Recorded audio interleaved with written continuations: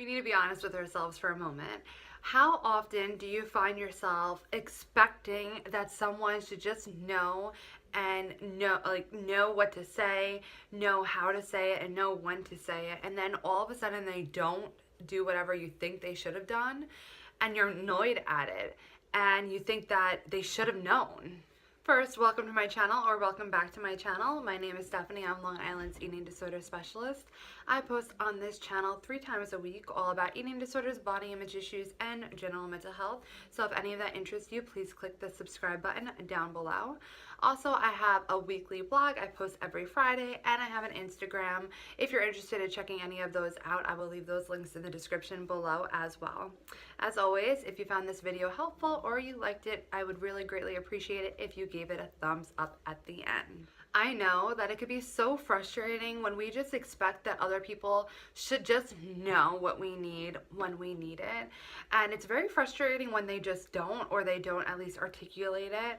And then you start thinking about, and you're getting annoyed with them, thinking about like, why the hell didn't they know? Why the hell they should have known? Do they not even know me? All these things that are going through your head. And then we really need to, take a step back and reflect that we cannot expect people to always know what's going on in our head.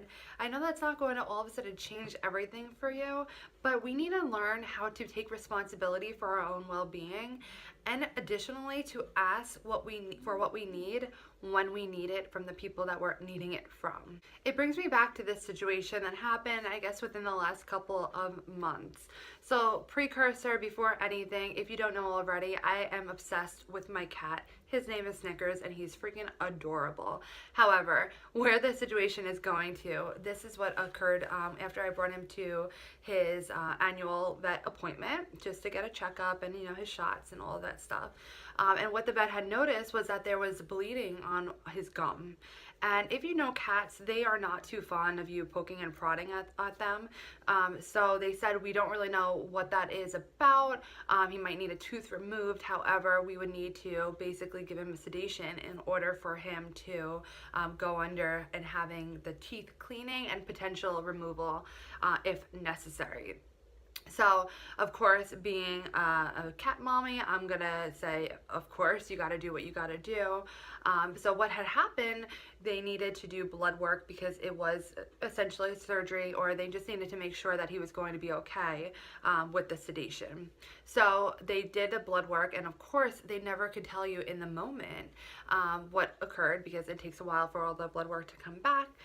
So they were going to share that with me the next day to make sure he was all good for, his operation, so to speak. So that night I was, a ball of anxiety because I was just so petrified that they were going to call me and tell me some horrible thing was wrong, and that it was just so scary to me. And of course I'm trying to, go through my own tools that I have and just reality checking, like he's not acting weird in any way. There's nothing, he's not losing weight. He's not doing anything out of the ordinary. He's not lethargic. Like everything just seems good. So there's a very low possibility of anything actually turning up from that, especially the things that I'm freaking out about, that it's going to be some horrific thing that they're going to tell me. So finally, I was talking to my mom at the time about it, just updating her on, what was going on. And she was just like, oh, okay. And then I was just like thinking, I'm like, well, I'm freaking out right now. And I know that other people who can have more of an objective view could see it's really not that big of a deal, and I could understand that. However, I really just needed someone in that moment to tell me that everything was going to be okay. Snap out of it. You're freaking out, and you know better than this right now. So I figured that instead of expecting her to know, because anyone close to me knows my obsession with my cat. So instead of expecting her to know, I turned to her and I said, okay, Mom, I need you to tell me right now that everything is going to be okay because I'm freaking out. And then, she went through that entire thing and doing the mom thing. And maybe it didn't make me feel all the way better, because of course I was still nervous about it, but it did help. It did help to alleviate the anxiety a bit. However, what I wanted to get through with all of that was that I couldn't expect her to know, because no one is in my shoes. No one knows exactly the way I feel. No one knows exactly the experience that I'm going through. No one knows exactly the way that my anxiety is transpiring in that moment, and no one could know. So that's why I needed to take responsibility and accountability for the way that I was feeling, and to ask for what I needed from the person that was, there. And, of course, I tended to ask that about, from everyone that I talked to that night. And that was really helpful. But it's something that you just need to express what you need. We need to eliminate they should know, that idea that they should know. They should just know. And we need to also take away that idea that because they didn't know, that means that they don't know you, or that means that they don't love you, or that they don't care about what you're going through. Those things tend to not be true. It's just that we need to stop pretending that people know exactly what we need in the moment that we need it, because sometimes we don't even know it when we're living in our own bodies. But also, we can't expect that people are just mind readers. What tends to happen is that many people feel uncomfortable sometimes with asking someone for what they need.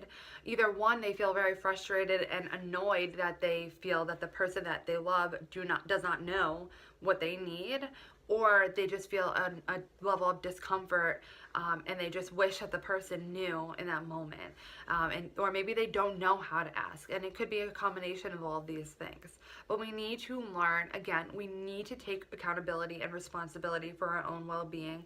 No one else is responsible for that other than ourselves. So we need to learn how to be comfortable, or even to push past that discomfort in order to ask for what we need. And we need to also get rid of that idea, as I said, that they should know, or we should just expect them to be able to read our minds. We need to learn, first off, how to identify what we need. 2, how to be comfortable with expressing what we need. And then 3, finally expressing that need to the person that you need to express that to. And there is such power in that. It's not a matter of, a weakness that you need someone to help you. It was not a matter of weakness for me. It was just that I knew that my anxiety was getting the better of me, and I needed someone else on the outside. I needed to hear it physically that everything was going to be okay. And we are all human beings. We are not perfect. Not everything goes according to plan. So we need to be able to access our, the people that love us when we need them. And we need to be able to express to them what we need so that they can be there for us, because they want to be normally. And we also need to stop assuming the worst, that like they don't love you, they don't care what you're going through, they don't know you enough. That tends to not be the truth. So with all that said, I am going to put out a challenge for you guys to pick something over the next week, or whenever the next time that something comes up for you that you really need to get something from someone else, whether that's kind words or just words of wisdom, or just a listening ear or a shoulder to cry on. I'm challenging you to actually ask that person in that moment when you need that. Don't expect them to know what you need. And I really would love for you to comment that experience down below. If you like this video, as always, please give it a thumbs up, and you could click my face over here to subscribe to my channel.